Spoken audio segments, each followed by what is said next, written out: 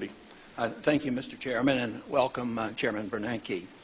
I am very pleased to be here today as the ranking member, and in the midst of the great optimism of monetary policy and how the economy is doing, I still have some concerns. And of course, one of my long-term goals has always been to emphasize maintaining the integrity of the monetary unit rather than looking superficially at some of our statistics. But I also share the concern of the chairman of the committee of our responsibilities for oversight and your interest as well, Chairman Bernanke, on having the transparency that I think we all desire.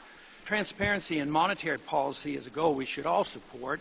I've often wondered why Congress has so willingly given up this prerogative over monetary policy.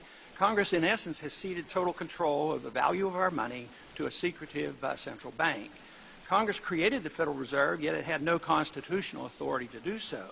We forget that those powers not explicitly granted to the Congress by the Constitution are inherently denied to the Congress, and thus the authority to establish a central bank was never given. Of course, Jefferson and Hamilton had that debate early on, and the debate seemingly was settled in 1913. But transparency and oversight are something else, and they're worth considering. Congress, although not by law, essentially has given up all its oversight responsibilities over the Fed. There are no true audits. Congress knows nothing of the conversations, the plans, and the action taken in concert with other central banks. We get less and less information regarding the money supply each year, especially now that we don't even have access to M3 statistics. The role the Fed plays in the President's secretive working group on financial markets goes essentially unnoticed by Congress. The Federal Reserve shows no willingness to inform Congress voluntarily about how often the working group meets, what action it takes that affects the financial markets, or why it takes these actions.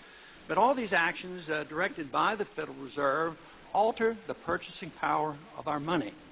And that purchasing power is always reduced. The dollar today is worth only 4 cents compared to the dollar that the Federal Reserve started with in 1913. This has significant consequences on our economy and our political stability. All paper currencies are vulnerable to collapse, and history is replete with examples of great suffering caused by these collapses, especially to the nation's poor and the middle class. This can lead to political turmoil as well. Even before a currency collapses, the damage done by a fiat system is significant. Our monetary system insidiously transfers wealth from the poor and the middle class to the privileged rich. Wages never keep up with profits on Wall Street and the banks, thus sowing the seeds of class and discontent. When economic trouble hits, free markets and free trade are often blamed, while the harmful effects of a fiat monetary system are ignored.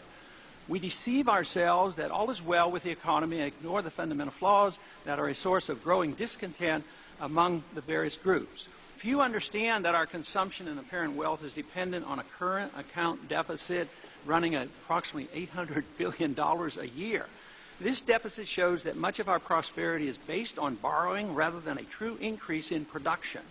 Statistics show year after year that our productive manufacturing jobs